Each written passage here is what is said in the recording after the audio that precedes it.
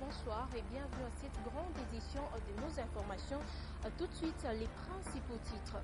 C'est ce mercredi 13 février 2013 que les chrétiens catholiques ont pris part à la célébration eucharistique du mercredi des Cendres. Ils étaient nombreux à se rendre dans différentes paroisses afin d'assister à cette cérémonie. Et depuis l'application de la mesure portant interdiction d'exercer le petit commerce par les expatriés, une hausse des prix est observée à travers différents magasins, boutiques et marchés de Lubumbashi. Les habitants s'inquiètent car aucune sanction n'est appliquée jusque-là. Une fois de plus, bonsoir. Je vous le disais tantôt dans les sommaires, les chrétiens catholiques se rendent en masse dans différentes églises à l'occasion de ce mercredi des Cendres. Cette cérémonie marquée par l'application des cendres en signe des croix sur les fronts des fidèles marque les débuts des 40 jours des carêmes. Flavie Kinsala et Consolate Kanja pour les détails. Les chrétiens catholiques du monde célèbrent la journée de mercredi de Cendres ce 13 février 2013. Cette journée marque le début du carême qui s'étendra sur 40 jours et qui a toujours précédé la Pâque. Revenez à moi de tout votre cœur dans le jeûne, les larmes et le deuil. Ce message tiré du livre de Joël chapitre 2, 12 à 18 accompagne les catholiques durant cette période de carême. Pour bien vivre ce temps, tous les catholiques sont appelés à écarter les obstacles qui entravent avec leurs frères et sœurs. Prier de manière intense mais dans la discrétion, faire le bien tous les jours, jeûner et partager sont recommandés aux fidèles catholiques pour pouvoir faire leur marche vers la terre promise. Dans l'Église catholique, nous commençons un temps fort qu'on appelle carême, qui est ce temps qui nous prépare à Pâques. Carême signifie tout simplement 40. Donc pendant 40 jours, nous allons imiter Jésus. Quand il s'était retiré au désert pendant 40 jours avant sa vie publique, en jeûnant, en priant. Et nous ajoutons un autre troisième sens, celui du partage. C'est ce qui nous rappelle la journée d'aujourd'hui. Alors, carême, mercredi des Cendres, justement pour faire ce chiffre 40. Donc si vous comptez à partir d'aujourd'hui jusqu'au jour de Pâques, nous faisons 40 en y enlevant les dimanches. Et le jeudi saint, ça signifie les jours de fête. Et les cendres nous rappellent l'essence de notre vie sur terre.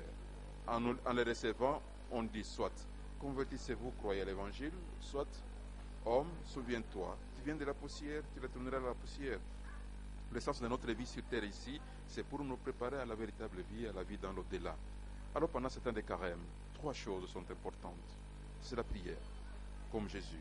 Ça signifie cette relation entre nous et Dieu. Vous êtes poussière et vous retournerez à la poussière. Ce sens de l'imposition de la cendre sur le front interpelle à la conversion et à croire à la bonne nouvelle. Et si ce mercredi des Cendres marque les débuts du carême dans les mondes catholiques, ceci ramène à la question de savoir c'est quoi les carèmes, quelle est l'essence de ce concept dans le monde catholique. Des explications avec M. l'abbé Choulou au micro de notre confrère Antoine Roger Mbouyimwamba. Le carême dans l'Église catholique, c'est le temps de combat pour Dieu, les temps où nous devons faire une évaluation intérieure de nos rapports à Dieu, nos rapports aux autres et nos rapports aux choses, et faire un nettoyage pour être beaucoup plus proche des exigences de notre foi. Voilà pourquoi nous disons que le carême, c'est un temps de combat pour Dieu.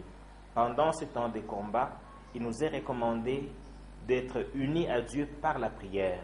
La prière doit être beaucoup plus intense afin de pouvoir découvrir le véritable dessein de Dieu sur nous-mêmes, sur les autres et sur le monde.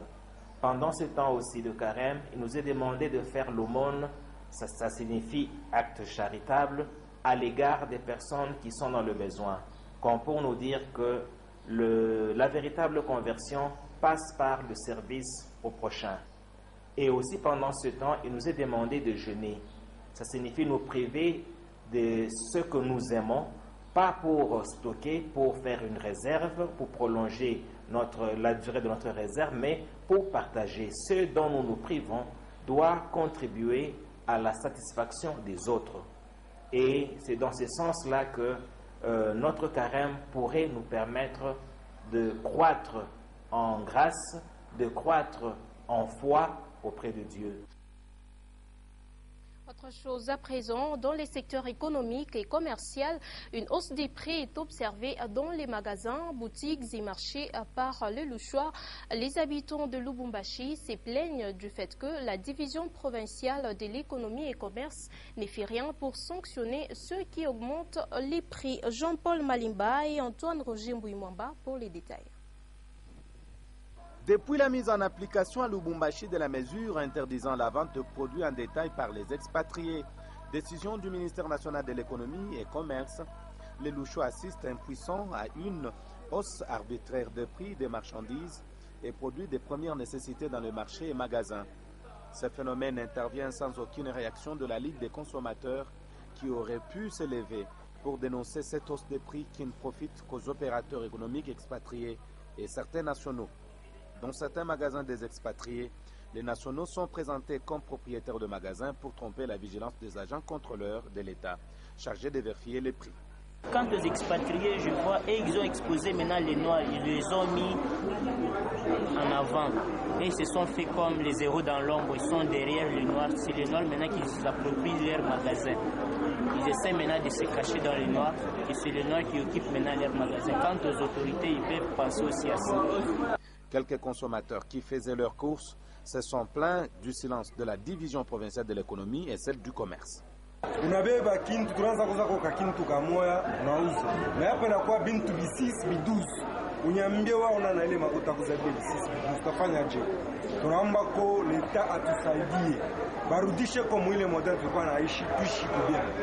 À propos de la décision que le gouvernement a pris pour les expatriés de ne pas vendre les histoires en détail.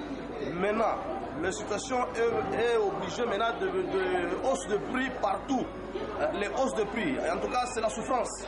Et nous demandons au gouvernement de faire le contrôle sur la ville de Lubumbashi. Tant qu'il n'y a pas de mesures répressives pour réguler les problèmes de fixation et respect des prix, les opérateurs économiques se comporteront comme dans une jungle, au détriment des consommateurs qui payent toujours le prix lorsque les mesures prises par les autorités ne rejoignent pas les intérêts des commerçants.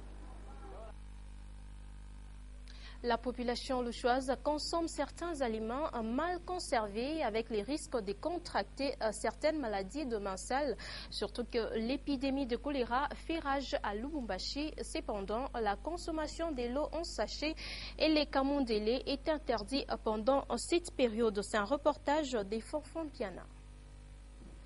Alors que Louchoises et Louchois devraient être préoccupés par les problèmes de santé publique en ce moment où l'épidémie de choléra fait rage à Lubumbashi, c'est plutôt un désintéressement, une sorte de négligence dans les chefs des vendeurs de denrées alimentaires dans différents marchés de Lubumbashi. Ce qui a poussé l'autorité urbaine à taper du poing sur la table. Les responsables de ces marchés sont tenus de veiller au respect des normes hygiéniques dans les lieux de négoce.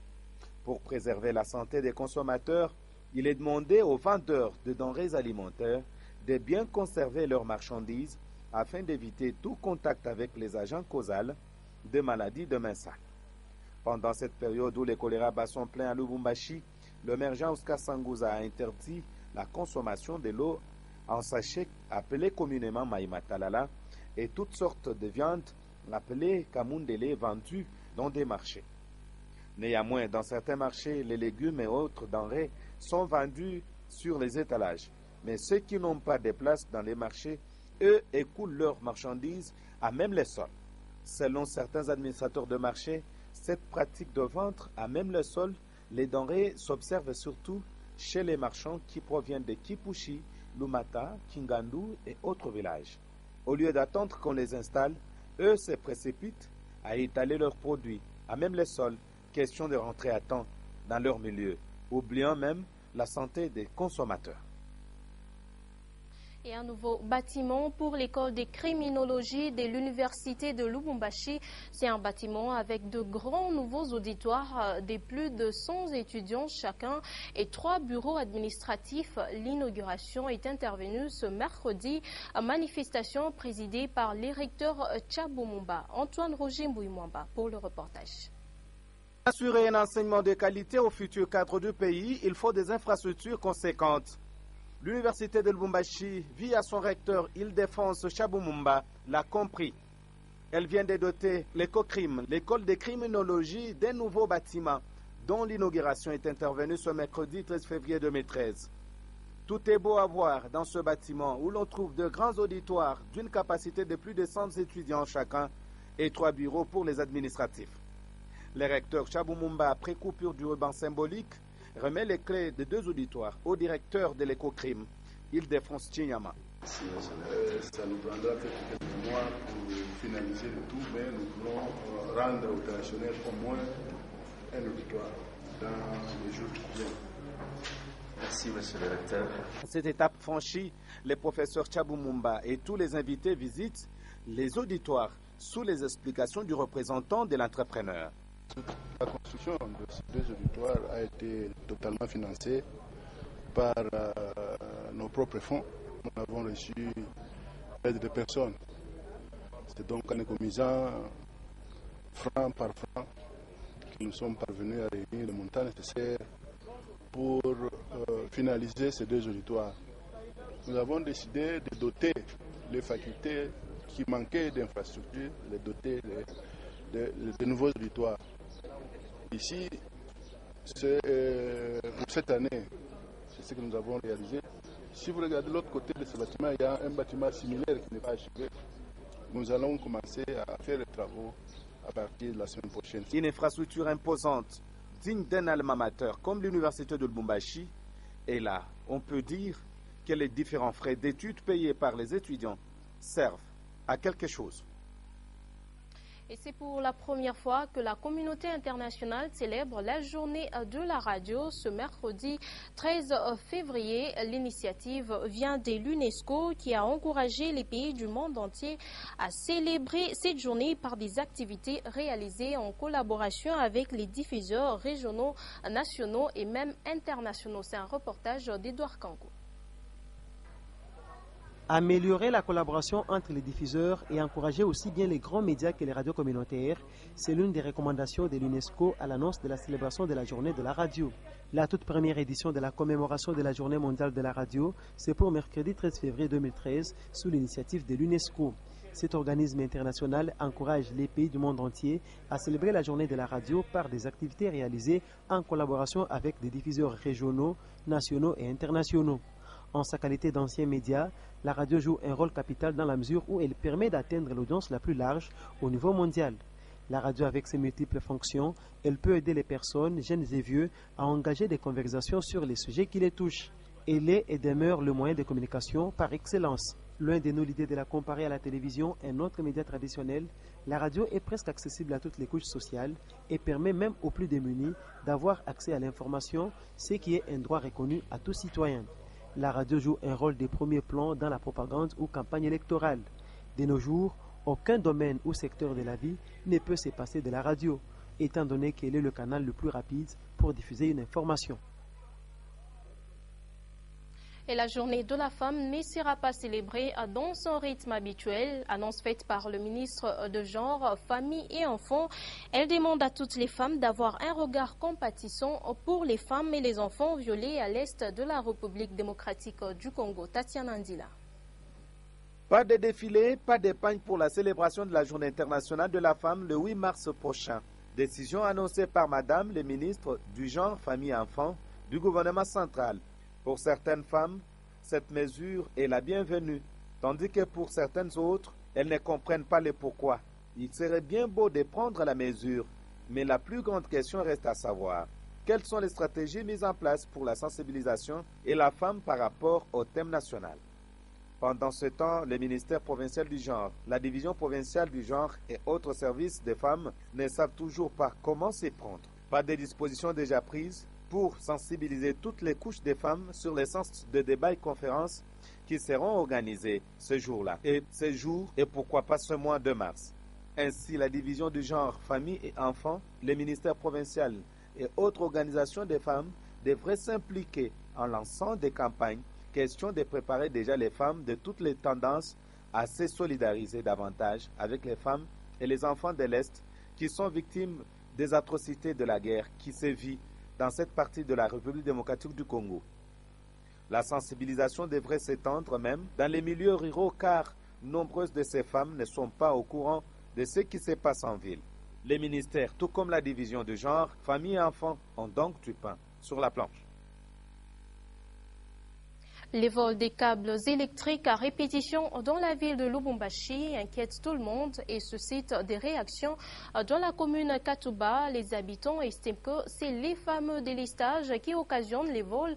Une certaine opinion se pose la question de savoir pourquoi les éléments de la police dans les sous-siates qui se trouvent à proximité des sites volés n'interviennent pas. C'est une analyse d'Edouard Kankouchi. Favoriser vraiment les vols parce que nous avons déjà dit au jet de la Katuba de faire le lestage pendant la journée. Mais la nuit, ils remettent même le courant. Et il n'y avait pas le courant. C'est pour cela qu'ils ont profité de cette obscurité pour nous voler le câble. À peu près 50 mètres de 95 carrés. Où est-ce que nous allons le trouver? Ces propos traduisent le ras-le-bol des habitants de la commune de Katuba suite aux multiples cas de vol de câbles électriques à répétition. En moins de quelques jours, cette commune a enregistré 4 cas de vol de câbles et le dernier cas en date est celui de 350 mètres de câbles sectionnés. Une situation inadmissible au sein de la société qui aspire au développement. Cet état des choses remet sur table la question de la communication dans l'administration. Si dans une grande municipalité comme Katuba il y a vol et que sur le champ le bourgmestre n'est pas saisi, la faute incomberait à toute la chaîne des commandes, c'est-à-dire le chef d'avenue, le chef des blocs ou cellules et le chef du quartier jusqu'au collaborateur du maire. Tout le monde a une part des responsabilités. Pour contrecarrer ces inciviques ennemis du développement dans la commune de Katuba, l'autorité provinciale avait demandé aux responsables de la SNEL de procéder au délestage le jour et rétablir le courant la nuit. Mais sur le terrain, c'est tout le contraire qui se passe. Une autre situation qui inquiète, c'est le fait que ces cas de vol se produisent à proximité des sous-siates de la police sans la moindre intervention de ce dernier. Or, il y a peu, des réformes sont annoncées au sein de la police nationale congolaise qui veut créer une branche de police de proximité. L'on espère qu'avec celle-ci, il y aura moins de vols. Une certaine opinion condamne avec la dernière énergie ces actes de sabotage qui ont pour objectif de décourager les efforts de l'autorité provinciale. Des personnes non autrement identifiées ont cambriolé une agence multiservice et un centre de santé à Tradi moderne au quartier Kisanga. Ils ont emporté des téléviseurs, lecteurs, imprimantes et autres. C'était la sentinelle commise à la garde de ce complexe qui est pointée du doigt dans ce dossier. Suivez. Un cas de vol a été enregistré sur la route Kipushi au quartier Kisanga. Une agence multiservice et un centre de santé tradit moderne ont été visités par les cambrioleurs qui ont pris tout à leur passage. Téléviseurs, lecteurs, imprimantes et congélateurs, tout a été emporté.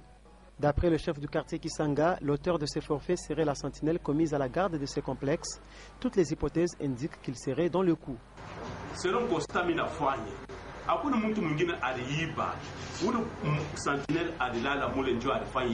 D'après les constats, c'est la sentinelle qui a fait ces coups. Il n'y a pas de traces, mais les vitres sont cassées. Ce qui veut dire niye anafanya ile ku jia camoufler ba wanasema ni ba mwizi anasema balipika kumulango mwenyewe unaona hakuna mulango kubone mulango hata au makasha kumulango aipasuke ni ku ile yeye mwenyewe alimonte voire même mafungule ya oyo kwa kesho ya pili. Et la sentinelle a caché les clés. Mafunguli yeye ndio mwenye kufuchika na makofidi yote juu ya kamuflia kama ni bamwishi balibula liiba ni yeye niko namubeba hapa sasa niko nampeleka ba autorité en communal donc bajuna ya kupita nayo. L'incriminé rejette tout en bloc et soutient que ce sont des inconnus qui ont commis cet acte. En attendant les résultats de l'enquête qui est déjà en cours, le présumé voleur est acheminé au bureau de la commune annexe pour audition. Ouvrons la page internationale avec le président américain Barack Obama qui a prononcé son discours sur l'état de l'Union de son deuxième mandat. Le gros de son discours a été dominé par la situation économique des États-Unis. Euronews.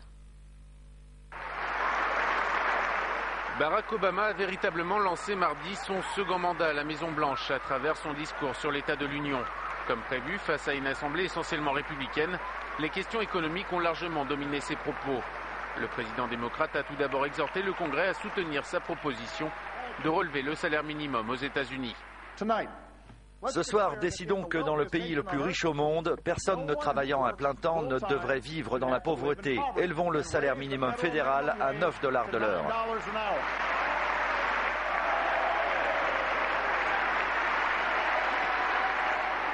Sur le plan international, Barack Obama a d'abord relancé le projet d'accord de libre-échange avec l'Union européenne avant d'évoquer le retrait massif des troupes américaines en Afghanistan, ainsi que les questions environnementales. Devant la parlementaire miraculée Gabby Gayfords et de nombreux parents ayant perdu un enfant lors de l'une des récentes tueries qui s'est déroulée aux États-Unis, Barack Obama a enfin invité les membres du Congrès à adopter les lois sur la réglementation des armes proposées suite à la tuerie de Newton.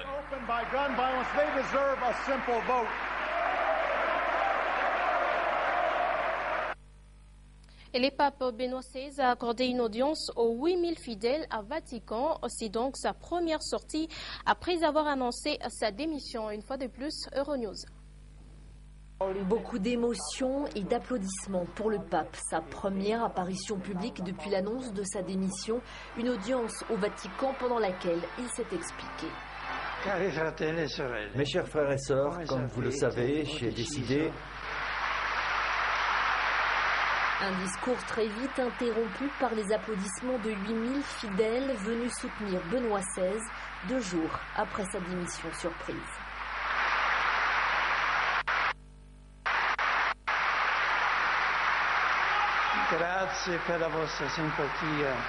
Merci pour votre sympathie.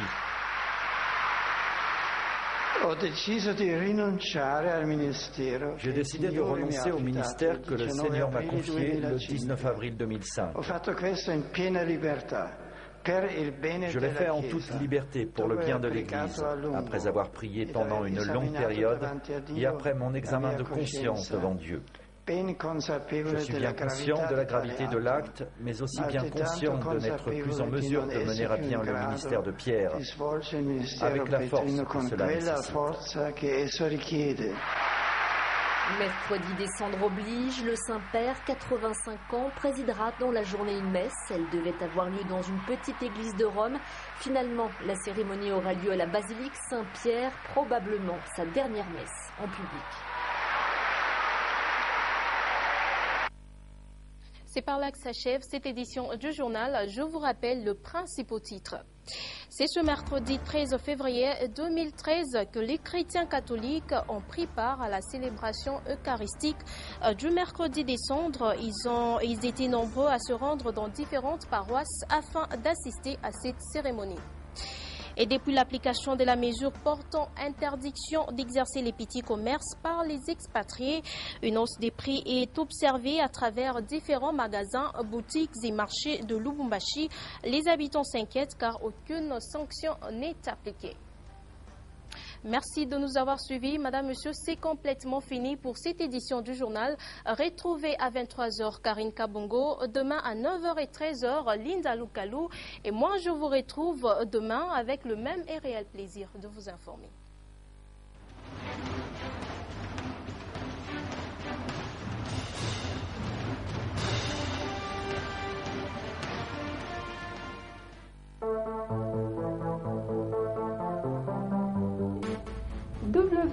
www.nyota.net,